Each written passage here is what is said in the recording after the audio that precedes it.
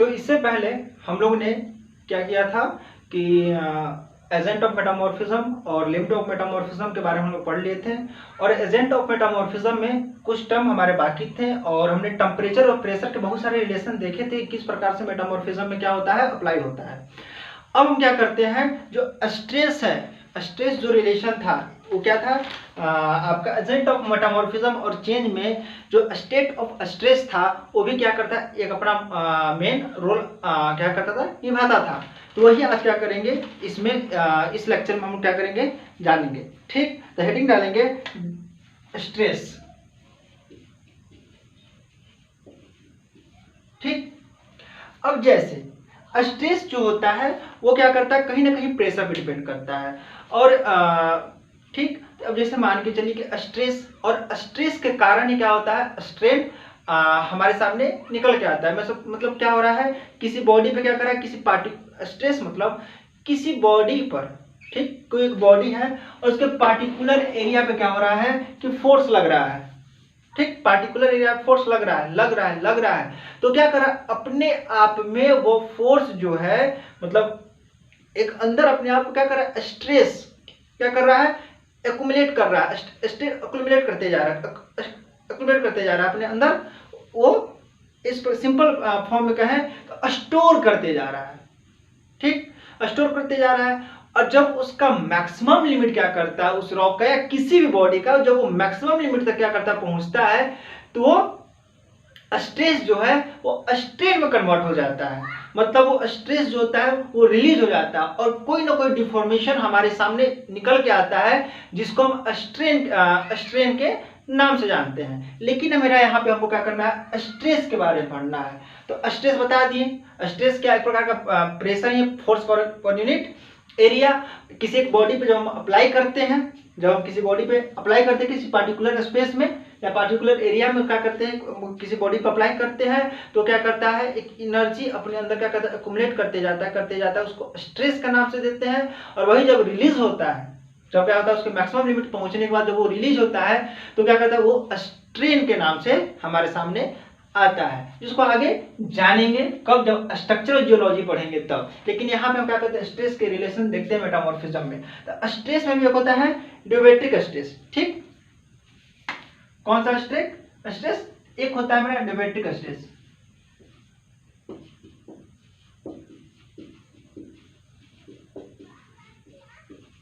ये क्या है, डियोबेटिक स्ट्रेस।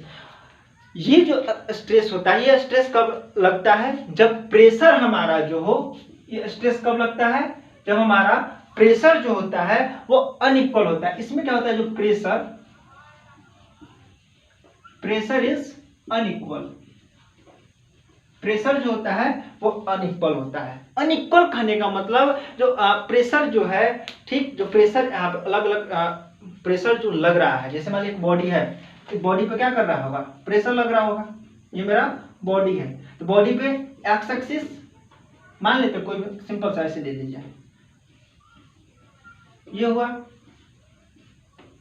ये क्या हो गया, हमने माना ये एक्स एक्सिस, ये वाई एक्सिस और ये जेड एक्सिस। तो प्रेशर जो है 3 एक्सिस में लग सकता है, जनरली बात कर रहे हैं, general pressure x axis y axis z, ऐसे तो किसी भी एक्सिस में लग सकता है, लेकिन जनरली हम क्या करते हैं, एक को ले लेते हैं x axis y axis z axis में। यहाँ पे कहने का मतलब ये है कि प्रेशर जो है वो अनइक्वल है।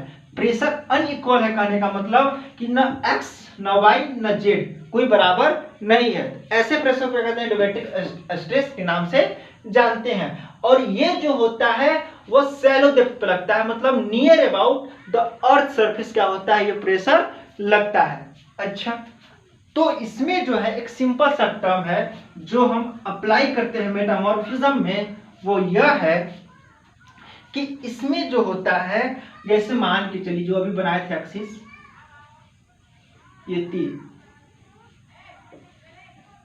ये तीन है, जो इसको हम सिग्मा 1 का नाम देते हैं, सिग्मा 2 और सिग्मा 3 अलग अलग। ठीक, तो इसमें क्या होता है कि प्रेशर अनइक्वल है, और इसमें ये भी है जो प्रिंसिपल स्ट्रेस हमारे सामने आता है, इसका जो sigma 1 is greater than sigma 2 is greater than sigma 3, और ये जो होता है इसको हम प्रिंसिपल स्ट्रेस के नाम से भी जानते हैं। प्रिंसिपल स्ट्रेस के नाम से जानते हैं। और ड्यूवेटिक स्ट्रेस जो होता है उसको हम डायरेक्ट स्ट्रेस के नाम से भी जानते हैं। क्या? Direct stress. इसको हम डायरेक्ट स्ट्रेस के भी नाम से जानते हैं। अच्छा, अब प्रिंसिपल हमने अब यहाँ पे बात आया कि हम तो बात है ड्यूवेटिक स्ट्रेस की कर रहे थे, तो यहाँ पे हम प्रिंसिपल स्ट्रेस के रिलेशन क्यों ले रहे हैं? क्योंकि with the help of principal stress we can find the deviatoric stress, और कहीं ना कहीं इसका बहुत इंपॉर्टेंट है इसको फाइंड करने का। हमने पता कर लिया कि जो प्रिंसिपल स्ट्रेस है वो सिग्मा 1 सिग्मा 2 सिग्मा 3 है। सिग्मा 1 सिग्मा 2 सिग्मा 3 है, और सिग्मा 1 जो है वो सबसे मैक्सिमम प्रिंसिपल स्ट्रेस है, सिग्मा 2 जो है इंटरमीडिएट प्रिंसिपल स्ट्रेस है, और सिग्मा 3 जो है वो मिनिमम प्रिंसिपल स्ट्रेस है। यह हमेशा क्या है, एक प्रकार से हम लोग मान के चल रही है, हमेशा के लिए क्या होता है यही मान के चलना है। ठीक, कहीं भी अप्लाई होगा तो हमको मानना यही है, एजम्पशन यही लेकर हम लोग चलते हैं कि सिग्मा 1 जो है मैक्सिमम है, सिग्मा 2 इंटरमीडिएट है, और सिग्मा 3 मिनिमम है। ठीक, अच्छा, अब हम यहां से क्या करेंगे, इस प्रिंसिपल स्ट्रेस की मदद से हम ओवरऑल मीन स्ट्रेस निकालेंगे। ठीक, प्रिंसिपल स्ट्रेस की मदद से क्या करेंगे, मीन स्ट्रेस निकालेंगे। मीन स्ट्रेस निकालेंगे तो मीन वही होता है सम ऑफ ऑल, जितना उसके नंबर होते हैं वो, तो sigma 1 plus sigma 2 plus sigma 3 by कितने, 1 2 3, ये क्या हो गया, मीन हो गया। अच्छा, हम इसको नाम दे देते हैं मीन स्ट्रेस को sigma m, sigma m mean हो गया। अच्छा, अब यहां से हम क्या करते हैं, ड्यूवेटिक स्ट्रेस निकालते हैं। हमने एक नाम ले लिया कि ड्यूवेटिक स्ट्रेस को क्या कहेंगे, सिग्मा डैश कहेंगे। अच्छा, तो सिग्मा 1 के लिए अब इसमें ये अलग अलग term, 4 sigma 1 8 sigma 1 dash, sigma 2 dash, sigma 3 dash, अलग अलग के लिए अलग अलग। अच्छा, अब पूछेगा क्या कि देखिए सिंपल सी बात है, एक बॉडी है तो उसको चारों ओर से लग रहा होगा फोर्स, प्रेशर तो चारों ओर से लग रहा होगा अलग अलग डायरेक्शन में। तो हमको क्या करना, ऑल ओवर ऑल क्या करना, किसी एक पार्टिकुलर डायरेक्शन में बताना है ना कि ओवरऑल कैसे एक एक एक एलोंग क्या कर रहा है, कितना लग रहा है, ये बताना है। हम क्या करते हैं, अब यहां से क्या करेंगे, ड्यूवेटिक स्ट्रेस निकाल लेंगे। सिंपल सा, किसके लिए, तो ड्यूवेटिक स्ट्रेस जो है, देखिए सिंपल से पहले बता दिया सिग्मा 1 के लिए। ठीक, अच्छा, ड्यूवेटिक स्ट्रेस सिग्मा 1 डैश बराबर कितना लग रहा है, तो mean stress minus principal stress minus क्या होता है, मीन स्ट्रेस।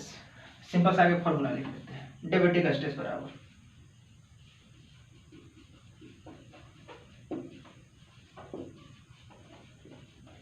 ड्यूवेटिक स्ट्रेस बराबर क्या होता है, प्रिंसिपल स्ट्रेस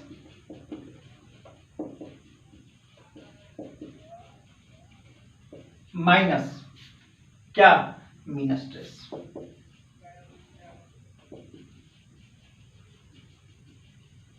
और ये ध्यान रहे, ये पार्टिकुलर सही नहीं है, हम ड्यूवेटिक स्ट्रेस पार्टिकुलर के लिए लगाते हैं, हम यहाँ पे सिर्फ समझाने के लिए बता रहे हैं कि आपको कंफ्यूजन नहीं होना चाहिए। क्योंकि प्रिंसिपल स्ट्रेस ओवरऑल किसका, सिग्मा 1 का, सिग्मा 2 का, सिग्मा 3 का। हाँ, जब हम सिग्मा 1 सिग्मा 2 सिग्मा 3 की जब बात करेंगे तब ठीक अप्लाई कर लेंगे। किसके लिए, प्रिंसिपल स्ट्रेस किसका, सिग्मा 1 का या सिग्मा 2 का या सिग्मा 3 का।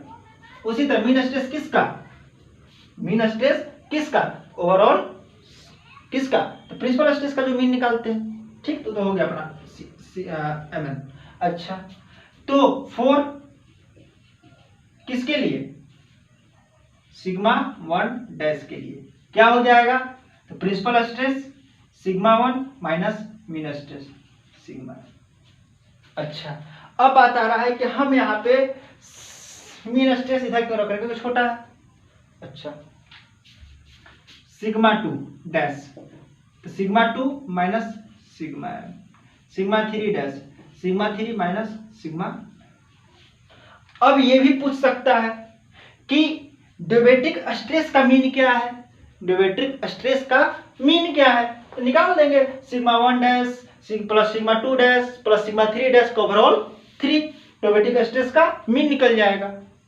तो ये इस प्रकार से सिंपल सा हमको ये जानना है कि ये तो न्यूमेरिकल के लिए हो गया कि प्रिंसिपल स्ट्रेस की मदद से क्या करते हैं, ड्यूबेटिक स्ट्रेस निकालते हैं। और ड्यूबेटिक स्ट्रेस जो होता है कहीं ना कहीं near to the surface apply होता है, ग्रेटर डेप्थ पे नहीं होता है, क्योंकि इसका जो प्रेशर है अनइक्वल है।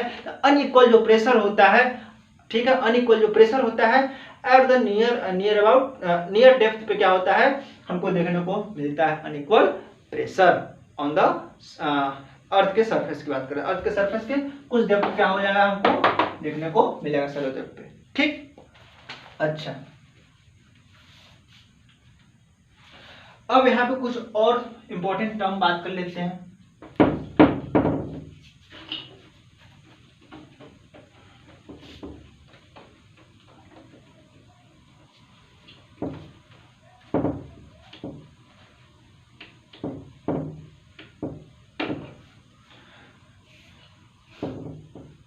अब बात करते हैं कि ठीक न्यूमेरिकल का पॉइंट ऑफ व्यू से ठीक है, लेकिन ड्यूबेटिक स्ट्रेस अगर किसी रॉक पे अप्लाई होता है, ठीक, ड्यूबेटिक स्ट्रेस क्या हो रहा है, रॉक पे अप्लाई हो रहा है, मतलब प्रेशर अप्लाई हो रहा है, ड्यूबेटिक स्ट्रेस अप्लाई हो रहा है, तो उस कंडीशन में हमें क्या क्या चेंजेस देखने को मिलता है, क्या क्या उस रॉक पे, क्या किसी मिनरल असेंबलीज पे, ठीक, क्या क्या हमको इफेक्ट देखने को मिलता है, इसके बारे में क्या करेंगे, हम बात करेंगे, ठीक, चर्चा करेंगे। अच्छा,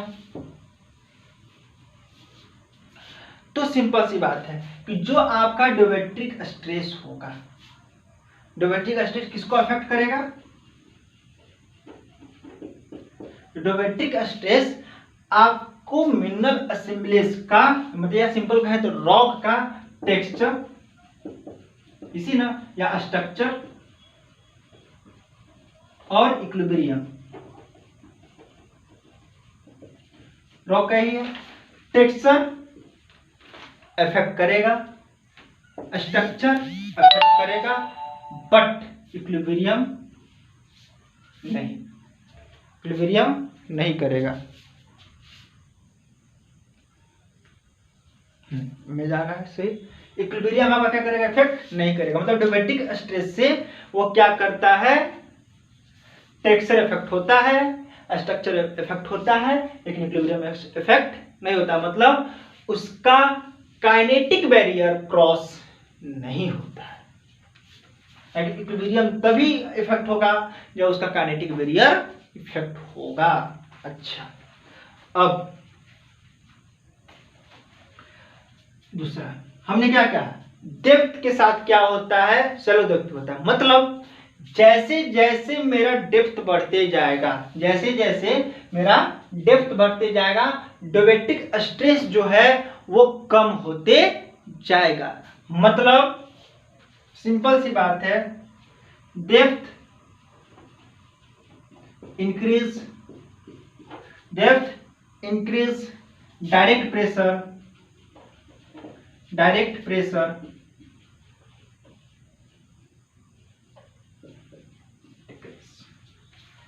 डेप्थ इंक्रीज करेगा तो डायरेक्ट प्रेशर डिक्रीज करेगा। अब हम क्या करते हैं, ये ओवरऑल हम इसको जान लिए, अब जानते हैं कि ड्यूबेटिक स्ट्रेस को या डायरेक्ट प्रेशर को कैसे क्लासिफाई करते हैं, ठीक, इसके बारे में जानते हैं। यहां तक क्लियर।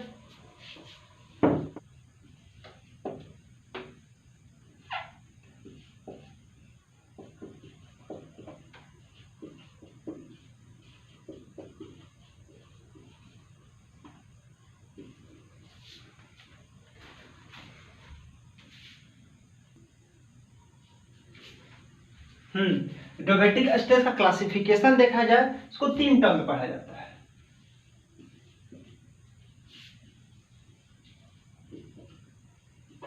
इसको 3 टर्म में पढ़ते हैं, एक टेंशन या टेंसाइल, कंप्रेशन और शियर। अच्छा, तो हम बात करते हैं टेंशन का। अच्छा, तो टेंशन में प्रिंसिपल स्ट्रेस जो होता है, प्रिंसिपल स्ट्रेस कौन सा पार्ट, तो सिग्मा 3 की बात कर रहे हैं। ठीक, एक एक करके जानेंगे। तो टेंशन में इसमें जो सिग्मा 3 होता है वो क्या होता है, नेगेटिव होता है। इमेज की हेल्प से हम समझेंगे इसको। सिग्मा 3 क्या होगा, नेगेटिव होगा। अच्छा, एक पॉइंट, इसका जो रिजल्टिंग स्ट्रेस होगा,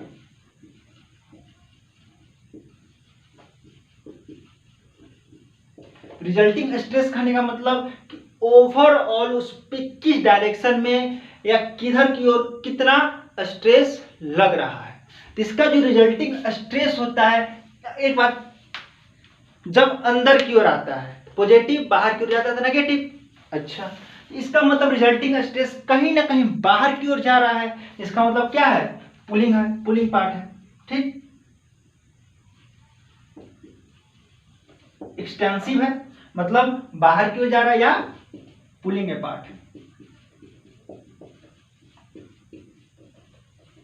अच्छा, कहां पे अप्लाई होता है, सिंपल सी बात है, सैलो डक्ट पे।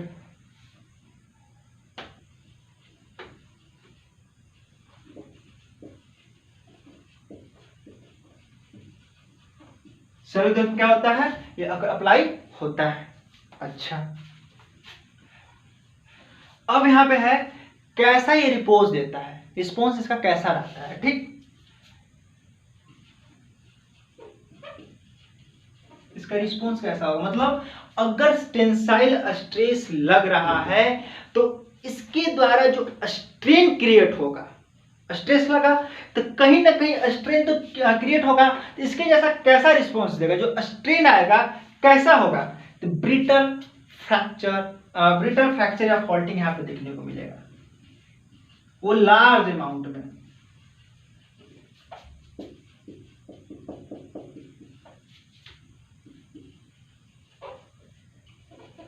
लार्ज ब्रिटल फॉल्टिंग हमको देखने को मिलेगा। अच्छा, अब यहां पे एक चीज है, जो है फॉल्टिंग या फ्रैक्चर क्रिएट हो रहा है, उसमें जो है मिनरल क्या करते हैं, बाद में उसमें प्रेसिपिटेट कर जाते हैं। मान के चलिए कि क्या हुआ कि किसी वहां पे क्या हुआ कि फ्रैक्चर क्रिएट हुआ या फोल्डिंग क्रिएट हुआ, गैप हुआ ना, जब गैप हुआ तो बाद में किसी भी जियोलॉजिकल एजेंट के द्वारा या किसी भी मेथड के द्वारा हो सकता है कि बाद में उस गैप में जो न्यू मिनरल्स है या मिनरल के असेंबलीज हैं वहां पे प्रेसिपिटेट कर जाए और एक नया टाइप का रॉक फॉर्म करे उस गैप में। ओवरऑल ना तो टेंशन का ये कैटेगरी हमको ये कैरेक्टरिस्टिक फीचर देखने को मिलता है। अच्छा, इमेज की मदद से देखते हैं। इमेज की मदद से सिंपल सी बात है, मेरा सिंपल सी बात है, ये क्या था, ये मेरा मान चलता रॉक था, इस पे क्या हुआ, स्ट्रेस अप्लाई हुआ, स्ट्रेस अप्लाई हो रहा है कैसे, तो हमने माना कि इस डायरेक्शन, हमने क्या किया, इनिशियल में क्या था, बॉडी इस तरह था, हमने क्या किया, स्ट्रेस अप्लाई किया। ठीक, स्ट्रेस क्या किया, अप्लाई किया, तो ये बॉडी क्या खींच रहा है ना, तो कैसा फॉर्म करेगा, ये बॉडी इस तरह का फॉर्म कर जाएगा, मतलब इस पे ऐसे फोर्स देखिए बाहर की ओर लग रहा है कि नहीं हो रहा है, और जैसे ही होगा फ्रैक्चर होगा कि नहीं, ब्रिटल फ्रैक्चर हमको देखने को मिल जाएगा। अच्छा, और जो मिनरल होंगे, ये क्या एक्सटेंशन इधर कर रहा है, तो मिनरल ऐसे, ठीक, ये हुआ, और इसको ओरिजिनल स्टेट में लाने के लिए ऊपर की ओर प्रेशर लगाना पड़ेगा। तो ये कहीं ना कहीं टेंशन को डिफाइन करने का यहाँ पे टर्म है। अब हम बात करेंगे कंप्रेशन का, इसको मिटा देते हैं। कंप्रेशन में क्या किया जा रहा है, कंप्रेस किया जा रहा है, तो कंप्रेस किया जा रहा है, तो कंप्रेस जैसे मान किसी चीज को हम कंप्रेस करते हैं, तो ऐसा थोड़ा कि दो चार जगह से क्या कर रहे हैं, कंप्रेस कर रहे हैं। कंप्रेस करने का मतलब किसी पार्टिकुलर जगह से क्या करते हैं, कंप्रेस करते हैं, मतलब एक डायरेक्शन में जो डोमिनेंट होता है वो स्ट्रेस होता है। कहीं ना कहीं क्या होता है, टेंसाइल में भी ओवरऑल रिजल्टेंट जो होता है एक डायरेक्शन में क्या होता है, बाहर की ओर अपार्ट होता है। इसी तरह इसका भी एक डायरेक्शन में क्या होता है, फोर्स स्ट्रेस अप्लाई होता है। मतलब इसमें जो है, इसमें और ये अंदर की ओर है, ये अंदर की ओर है, उसमें देखा जाता है कि जो वन स्ट्रेस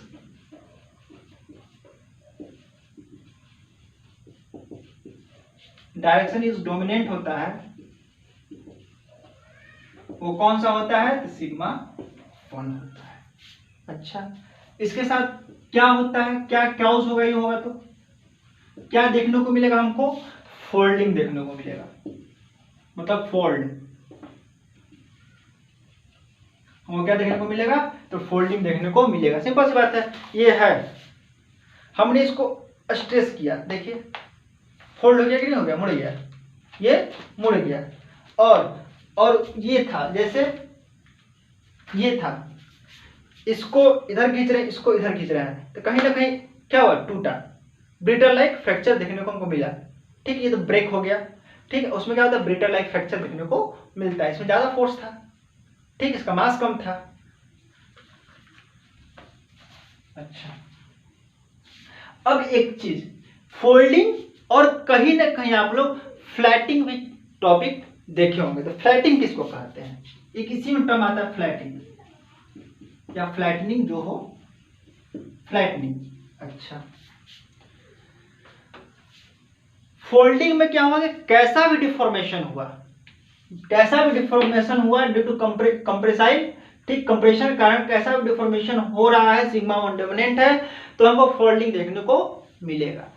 लेकिन वही जो मेरा डिफॉर्मेशन है सिग्मा 1 के द्वारा मोर होमोजीनियस देखने को मिलता है। ठीक है, बहुत ज्यादा होमोजीनियस देखने को मिलेगा, तो उसको हम फ्लैटिंग का नाम देते हैं। मतलब सिंपल सी बात है, मोर होमोजीनियस